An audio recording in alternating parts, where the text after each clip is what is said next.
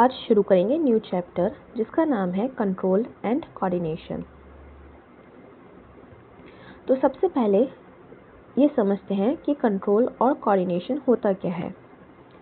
जैसे अगर सपोज कोई गर्म बर्तन है और हमें नहीं पता कि वो गर्म है, उसको छूते हैं तो हम एकदम से हमारा हाथ जो होता है हट जाता है वहाँ से।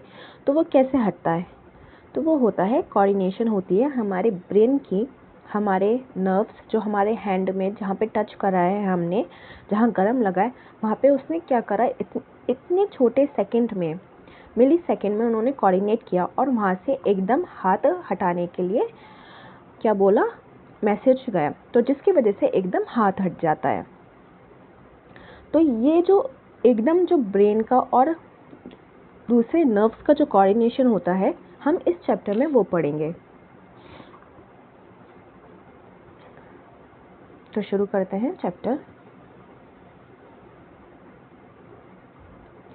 In the previous chapter, we looked at life processes involved in the maintenance function in living organism. तो life processes जो था वो मैंने पढ़ा दिया है।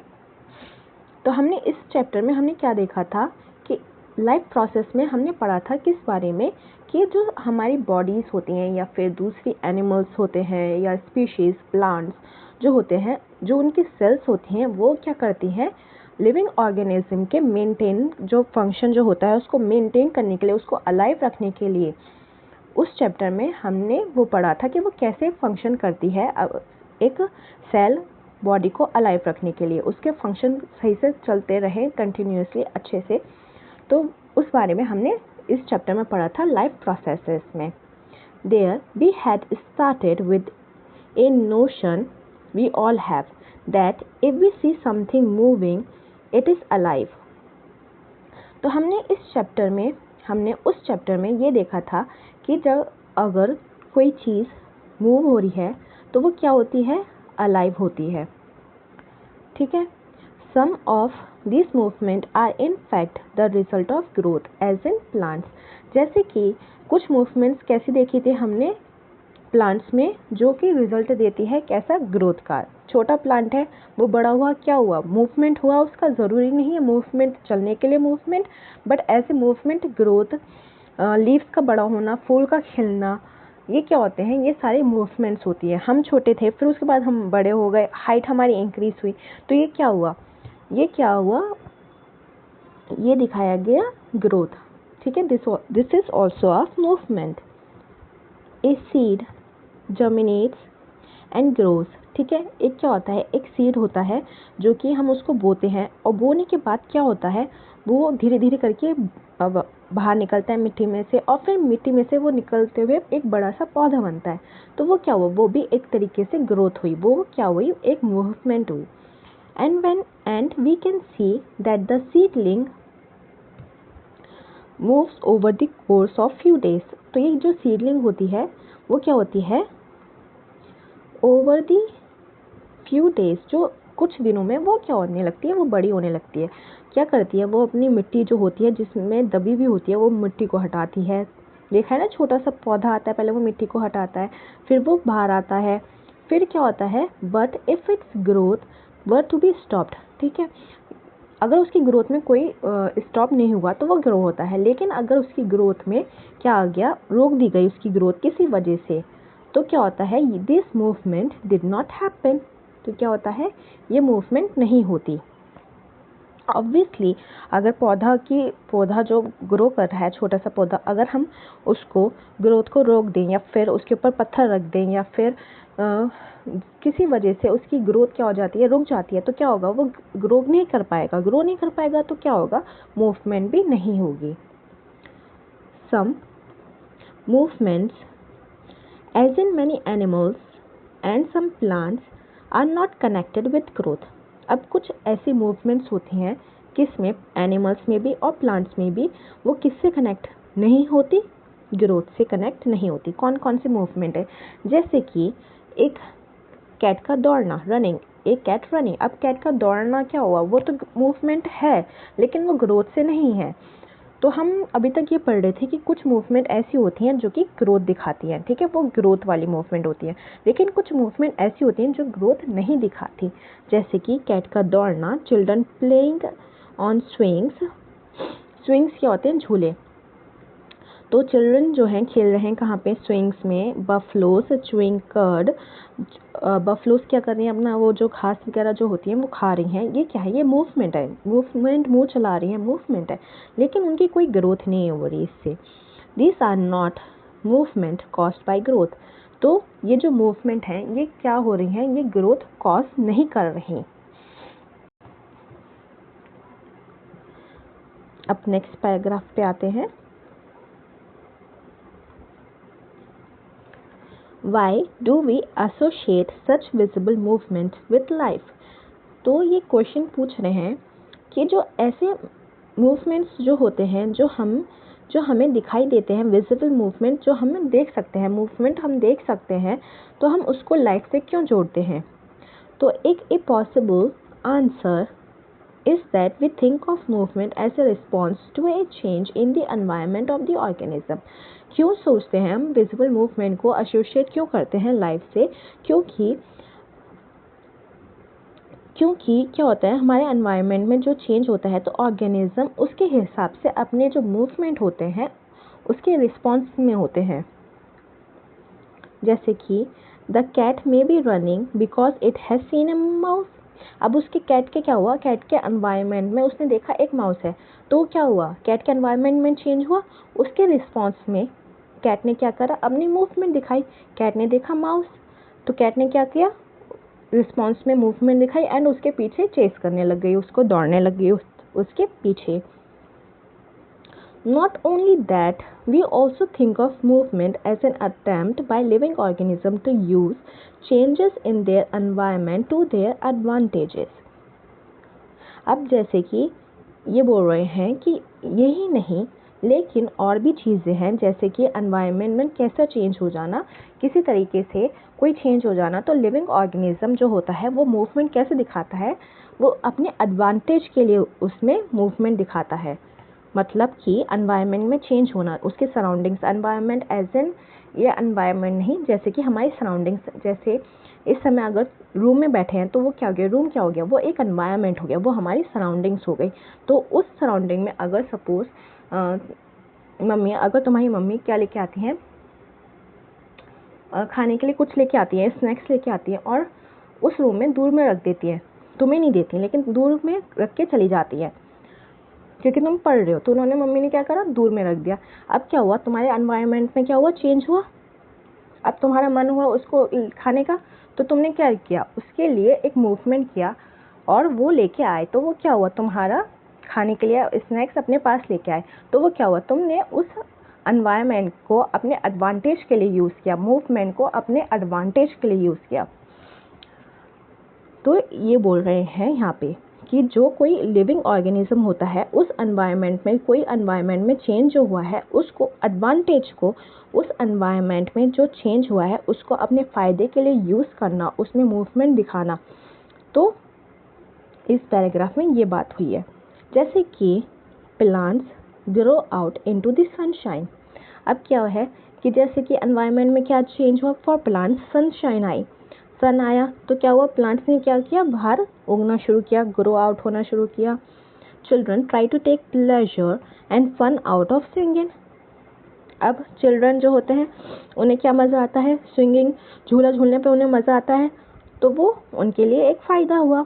Buffaloes chew curd to help break up the food so as to be able to digest it better. अब क्या होता है? बफलोस क्या करती हैं? च्यूई करती हैं, मतलब खाना अपना क्या करती हैं? चबाती हैं।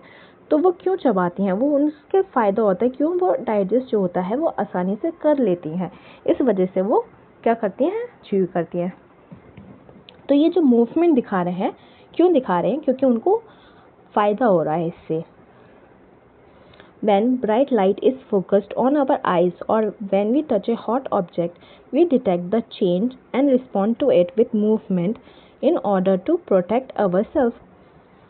अब जैसे कि हमने क्या देखा? हम अंधेरे कमरे में से रोशनी वाले कमरे में गए या फिर कमरे में से बाहर बहुत तेज़ धूप में गए, तो क्या होता है? हमारी आइज़ नहीं खुल पाती, तो वो क्या करती हैं, हम अपनी आँखों को कैसे करते हैं, छोटा, उसको फोकस करने में कोशिश करते हैं। क्यों कर रहे हैं हम ये मूवमेंट, क्यों कर रहे हैं, क्योंकि इससे हम अच्छे से देख सकते हैं। क्यों, इससे हमें क्या हो रहा है, फ़ायदा हो रहा है, इसलिए हम क्या कर रहे हैं, अपनी आँखों को फोकस करने के लिए और ज़्यादा छोटा करके देखते हैं। अब जैसे कि कोई हमने हॉट ऑब्जेक्ट को टच किया, तो हम क्या करते हैं, उसके हिसाब से हमारा हाथ क्या होता है, एकदम क्या करते हैं, जर्क करते हैं, अपना हाथ हटाते हैं। क्यों हटाया हमने, ये मूवमेंट क्यों दिखाया, क्यों, क्योंकि हम इसमें अपने आप को प्रोटेक्ट कर रहे हैं। तो ये मूवमेंट क्या हो गई, अपने आप को प्रोटेक्ट करने के लिए ये मूवमेंट हो गई। इसमें भी हमारा यही फ़ायदा है। तो क्या है, ये एडवांटेज दे रखे हैं।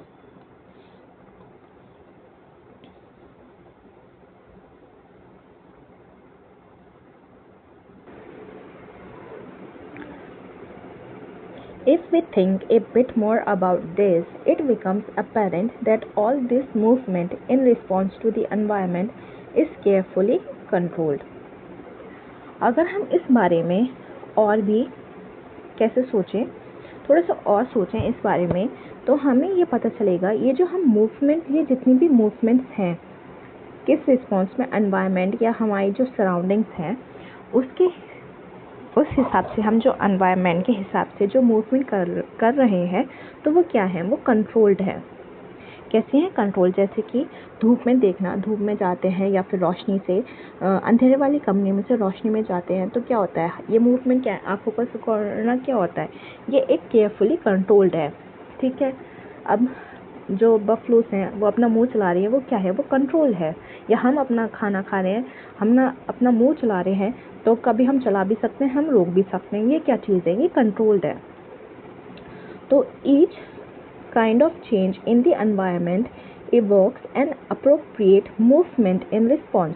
तो ये जो भी चेंज होता है environment में, वो क्या होता है, ये एक रिस्पॉन्स होता है। किसके रिस्पॉन्स होता है, जो भी हमारी सराउंडिंग्स में जो चेंज हुआ है उसके रिस्पॉन्स में ये जो मूवमेंट होती है, क्या होता है, ये एक रिस्पॉन्स होता है। When we want to talk to our friends in class, we whisper rather than shouting loudly. Clearly, the movement to be made depends on the event that is triggering it.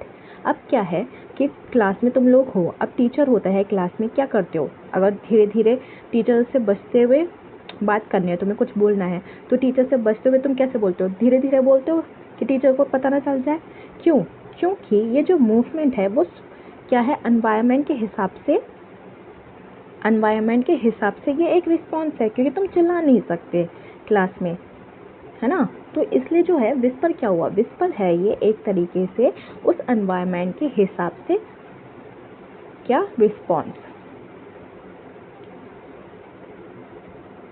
Therefore, such controlled movement must be connected to the recognition of various events in the environment. तो ये जो control movement होते हैं, ये क्या होते हैं, ये कंट्रोल मूवमेंट होते हैं। ये हम सोच समझ के ये जो मूवमेंट कर रहे हैं, हम ये सोच समझ के कर रहे हैं। ऐसा नहीं है कि बिना सोचे समझे हम ये मूवमेंट कर रहे हैं। तो ये जो सारे कंट्रोल्ड मूवमेंट होते हैं, ये क्या होते हैं, ये किससे कनेक्ट होते हैं, ये होते हैं जो भी वेरियस इवेंट्स हमारे एनवायरनमेंट में हो रहे हैं उसके हिसाब से ये रिस्पॉन्स होते हैं। जो भी हमारे एनवायरनमेंट या सराउंडिंग्स में चेंज होता है, उसके जो मूवमेंट होते हैं वो उसके क्या होते हैं, रिस्पॉन्स होते हैं। तो ये चीज़ जो है सेम क्या बोल रहे हैं, ये एक ही बात को अलग अलग तरीके से रिपीट कर रहे हैं कि क्या कोई भी हमारे एनवायरनमेंट में या फिर सराउंडिंग्स में कोई भी चेंज होता है, तो जो भी हम उसके हिसाब से रिएक्ट कर रहे हैं या फिर मूवमेंट कर रहे हैं, तो वो क्या होता है, एक रिस्पॉन्स होता है। और वो कैसा रिस्पॉन्स होता है, वो कंट्रोल्ड रिस्पॉन्स होता है। क्यों कंट्रोल होता है, क्योंकि हम उससे सोच समझ के कर रहे हैं। हाँ, कुछ जो रिस्पॉन्स हो गए, जैसे कि हमने गर्म चीज़ को छुई, तो क्या हो गया, वो कंट्रोल्ड नहीं है ना, तो वो इनवॉलेंट्री है, लेकिन एक तरीके से वो भी कंट्रोल मूवमेंट है। जैसे कि अगर हमें पता है कि ये चीज़ गर्म है, लेकिन शर्त लगी है कि कौन, दो लोगों के बीच में, कि कौन सबसे पहले हाथ हटाता है, तो फिर क्या होगा? तो शर्त लगी है तो अब इतनी जल्दी से तुम हाथ तो नहीं हटाओगे, तुम्हारी बॉडी बोलेगी कि हटा लो, पर नहीं, तुम नहीं हटाओगे। क्यों? क्योंकि शर्त लगी है। तो क्या हो गया? ये फिर वॉलेंट्री कंट्रोल मूवमेंट हो गया। कंट्रोल मूवमेंट भी दो तरीके के होते हैं, इनवॉलेंट्री एंड वॉलेंट्री। ठीक है, हम ये बाद में देखेंगे। In other words, living organism must use systems providing control and coordination। तो क्या होता है दूसरे शब्दों में, क्योंकि अब एक ही शब्दों में ये बार बार यही बोल रहे थे कि रिस्पॉन्स है, एनवायरनमेंट में चेंज है और रिस्पॉन्स है, तो क्या होगा? तो living organism must use system. क्या करना चाहिए? लिविंग ऑर्गेनिज्म एक तरीके से सिस्टम यूज़ करता है। कैसा सिस्टम यूज़ करता है?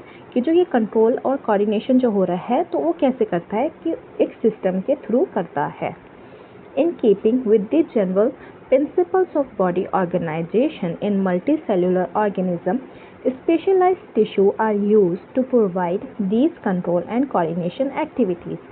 अब क्या है, हमने क्या पढ़ा था कि जैसे जैसे बॉडी जो होती है वो कॉम्प्लेक्स होती जाती है, किस में? मल्टी सेल्यूलर में। तो उसको अपना फंक्शन करने के लिए क्या चाहिए होता है? उनको एक स्पेशलाइज्ड टिश्यू चाहिए होता है। तो हम ये जो सिस्टम है, हमारा जो ये सिस्टम है, ये कैसा है? ये एक स्पेशलाइज्ड टिश्यू है या फिर ऑर्गन है, जिसको जो कि प्रोवाइड करता है ये control and coordination activity. Control and coordination activities कौन प्रोवाइड करता है? हमारा ब्रेन, स्पाइनल कॉर्ड और नर्व्स जो मिलके करती हैं, ये इसको बोलते हैं सिस्टम। Okay, next topic. अब एनिमल्स में क्या होता है? एनिमल्स में होता है नर्वस सिस्टम। ठीक है, ये जो सिस्टम है हमारी बॉडी में क्या बोलते हैं? नर्वस सिस्टम बोलते हैं। इन एनिमल्स, इवन एनिमल्स हम भी आ जाते हैं इसमें। Such control and coordination are provided by nervous and muscular tissue which we have studied in class 9। अब क्या है, ये जो कंट्रोल और की कोऑर्डिनेशन होता है वो कौन करता है? ये नर्वस, और नर्वस में कौन आता है? ब्रेन और स्पाइनल कॉर्ड और मस्कुलर टिश्यूज, जो कि हमारी क्या होती हैं? नर्व्स जो होती हैं और मसल्स जो होती हैं हमारे, जैसे कि हाथ या पैर की, तो इनके बीच में जो कोऑर्डिनेशन होता है वो उसको बोलते हैं नर्वस सिस्टम। इनके, और ये क्या पढ़ा था? ये हमने पढ़ा था क्लास 9 में। अब है, इसमें दे रखा है example, touching a hot object is an urgent and dangerous situation for us. अब क्या होता है कि गर्म चीज़ को छूना क्या होता है? एक बहुत ही ज़्यादा गलती से अगर हम गर्म चीज़ को छू लेते हैं तो वो क्या होता है? एक डेंजरस सिचुएशन होती है ना, क्योंकि हाथ जल भी सकता है। वो डिपेंड करता है कि कितना ज़्यादा गर्म है। तो we need to detect it and respond to it. अब क्या होता है, हमें अब क्या है, पता लगाना है कि कोई चीज़ कितनी गर्म है। We need to detect it, कि हमें पता लगाना है कि वो कितनी गर्म है और रिस्पॉन्ड करना है। तो हम कैसे करेंगे? How do we detect that we are touching a hot object. हमें कैसे पता चलेगा कि हम एक ऑब्जेक्ट है, किसी की कोई चीज़ है, ऑब्जेक्ट वो गर्म है, हमें कैसे पता चलेगा? All information from our environment is detected by the specialized tips of some nerve cells। तो हमें कैसे पता चलेगा कि हमारे एनवायरनमेंट में, हम अपने एनवायरनमेंट को कैसे डिटेक्ट करेंगे? वो करते हैं कैसे? कि हमारी जो होता है नर्व सेल्स होती हैं, हम किसके थ्रू करते हैं? हम करते हैं नर्व सेल्स के।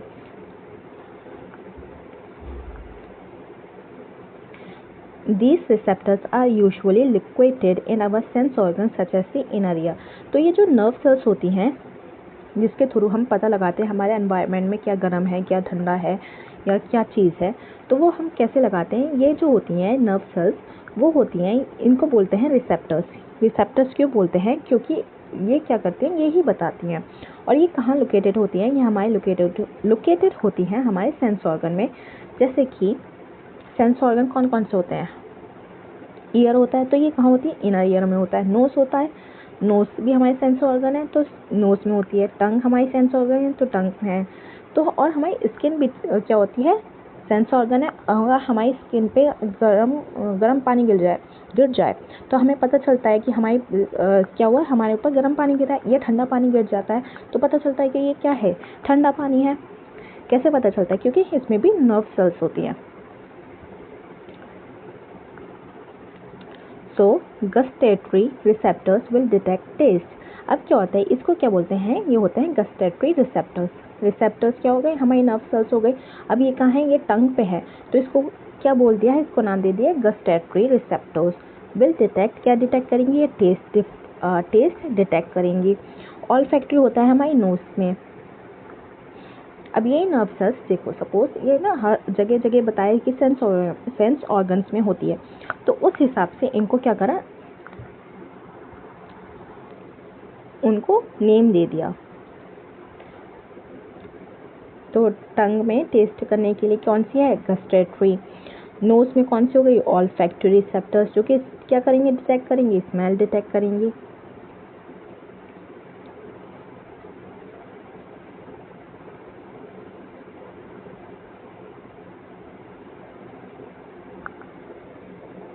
This information acquired at the end of the dendritic tip of a nerve cells, जो कि है फिगर 6.1a। अब देखो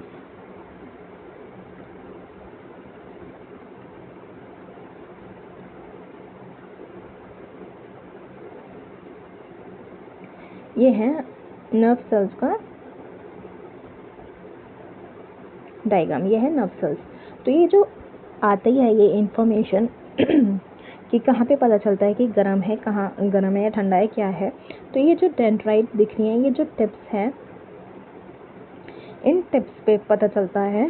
सबसे पहले जो आती है इसकी, ये डेंड्राइटिक टिप बोलते हैं ऑफ ए नर्व सेल्स। इस पे आता है sets of a chemical reaction that's create an electrical impulse. तो ये जो इस पे जो इन्फॉर्मेशन आई है कि जो भी सेंस क्या है, ठंडा गर्म, तो इसमें क्या आता है, एक केमिकल रिएक्शन होता है। इस केमिकल रिएक्शन में एक क्रिएट करता है, वो केमिकल रिएक्शन क्या क्रिएट करता है, एक इलेक्ट्रिकल इम्पल्स क्रिएट करता है। ठीक है, तो सबसे पहले क्या आया, डेंड्राइट पे आया, डेंड्राइटिक की ये जो टिप्स है इस पे आया। फिर उस टिप ने क्या करा, एक केमिकल रिएक्शन को क्रिएट करा। उस केमिकल रिएक्शन ने एक क्या करा, इलेक्ट्रिकल इम्पल्स को क्रिएट करा। अब क्या होता है, this impulse travel from the dendrite to the cell body. अब ये जो इम्पल्स क्रिएट हुई है, इलेक्ट्रिकल इम्पल्स, वो कहाँ से जाना शुरू हुई, इस डेंड्राइट से सेल बॉडी में जाना शुरू हुई। ठीक है, ये आ गई आपकी सेल बॉडी। अब ये सेल बॉडी से जाती है, यहाँ से पास होती है, इसको बोलते हैं एक्सॉन। अब ये एक्सॉन से यहाँ पे गई, ये हो जाती है नर्व एंडिंग। अब क्या होता है, ये जो नर्व एंडिंग पे ना, यहाँ पे दूसरा न्यूरॉन लगा होता है, दूसरा नर्व सेल शुरू होता है। इस तरीके से ये लंबी लंबी कनेक्ट होती रहती हैं sales.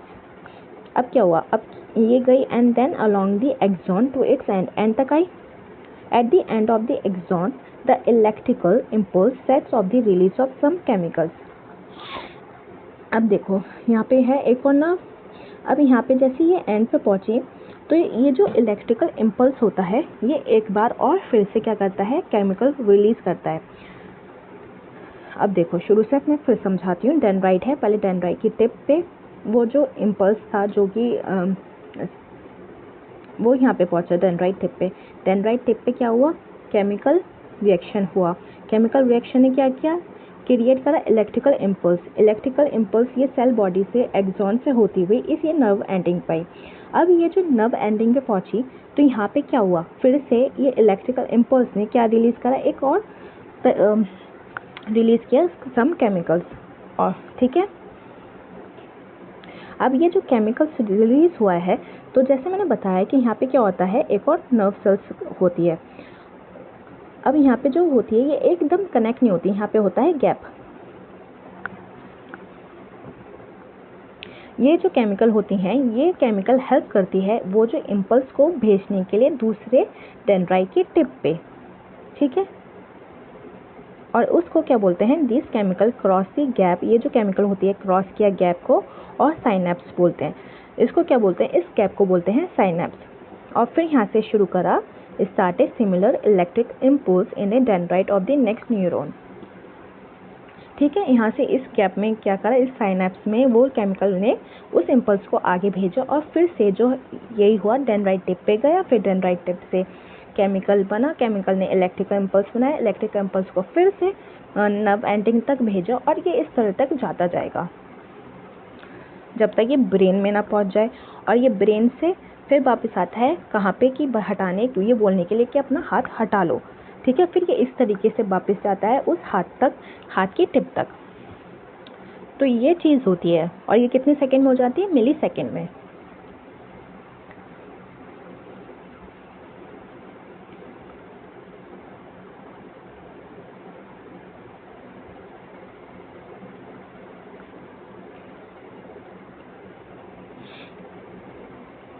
This is a general scheme of how nervous impulses travel in the body. तो ये क्या था, ये एक जनरल स्कीम थी कि किस तरीके से नर्वस जो इम्पल्स होती हैं वो कैसे हमारी बॉडी में ट्रेवल करती है। A similar synapse finally allows delivery of such impulses from neurons to other cells such as muscle cells और gland.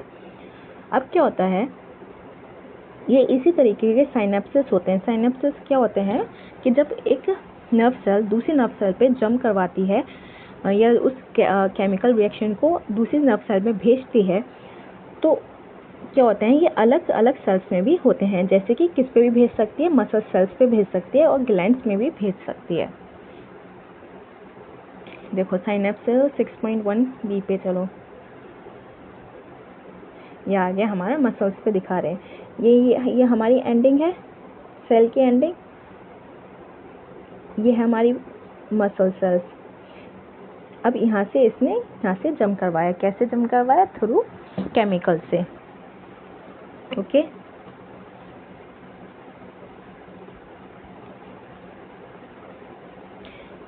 It is thus no surprise that nervous tissue is made up of an organized network of nerve cells or neurons.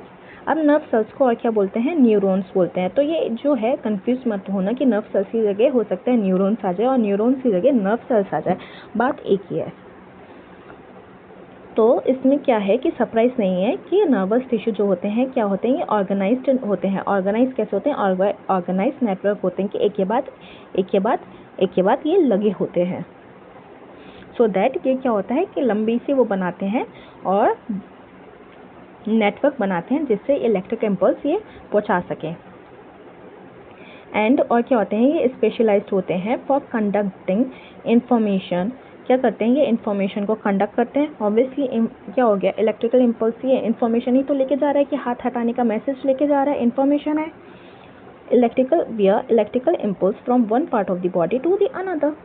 तो क्या हो रहा है, electrical impulse लेके जा रहे हैं एक पार्ट से दूसरी बॉडी पार्ट तक। ओके, अब 6.1a and identify the parts of a neuron. First, where information is acquired. Second, through which information travels as an electrical impulse, and where this impulse must be converted into a chemical signal for onward transmission. चलो देखते हैं 6.1a। अब यहाँ क्या हो रहा है, ये आ गया हमारा न्यूरोमस्कुलर जंक्शन। यहाँ से आया क्या, हमारा मैसेज आया केमिकल का, जो भी मैसेज है, ठीक है, इसने यहाँ पे टच कर रहा है। देखो अब इसने क्या करा, यहाँ पे सेंड कर दिया मैसेज को। अब ये है हमारा मसल और ये है कैपिलरीज। तो इस तरीके से इसने क्या करा, मसल्स में अपनी जो इन्फॉर्मेशन थी, ये न्यूरोमस्कुलर जंक्शन जो भी एंड पार्ट था उसके थ्रू मैसेज को सेंड कर दिया, ट्रांसफ़र कर दिया। अगर इसको मैसेज को पिक करना है तो ये इसको ही, जो मसल है इसको मैसेज भेज देगी कि अगर ये मसल्स में कुछ भी प्रॉब्लम है या फिर जो भी है वो इसको मैसेज भेज दी और वो मैसेज भेज देगी और इस तरीके से ये पूरा जहाँ पे भी जाना है दूसरे पार्ट में ऑफ द बॉडी वहाँ पहुँचा देगी। बेसिकली कहाँ जाना होता है, ब्रेन में जाना होता है।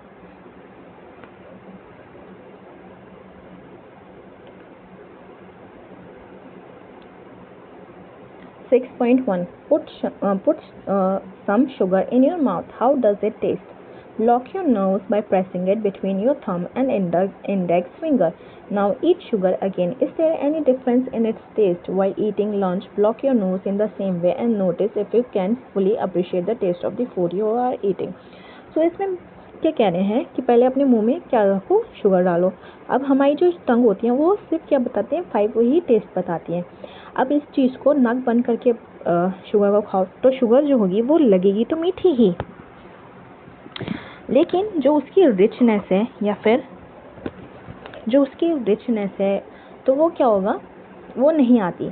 जैसे कि सर्दियों में नहीं, जब तुम्हें कोल्ड होता है, जब हमारी नाक बंद हो जाती है तो हम क्या बोलते हैं कि खाने में कोई टेस्ट नहीं आ रहा। क्यों बोलते हैं ऐसा? क्योंकि हमारी जो होती है नोज़ जो होती है वो हेल्प करती है उस खाने में क्या लाने में, फ्लेवर लाने में या फिर वो रिचनेस लाने में। क्यों होता है ऐसा? क्योंकि हमारी नाक जो होती है और गला जो होता है वो कनेक्ट रहता है।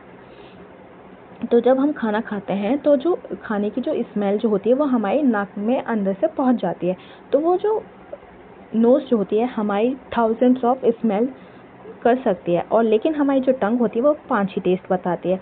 तो जो टेस्ट और जो रिचनेस आती है वो आती है through nose. Okay, is there a difference in how sugar and food taste if your nose is blocked? बिल्कुल डिफरेंस होता है। क्यों, क्या डिफरेंस होता है? हम एक तो डिफरेंस तो यही है कि फूड क्या होता है, डिफरेंस ये कि उसकी जो रिचनेस होती है टेस्ट नहीं आता ठीक से। If so why might this be happening? Read and talk about possible explanation for this kind of differences, जो कि मैंने बता दिया। Do you come across a similar situation when you have cold? देखो कोल्ड में क्या होता है, यही तो होता है कि हमें टेस्ट नहीं आता खाने में।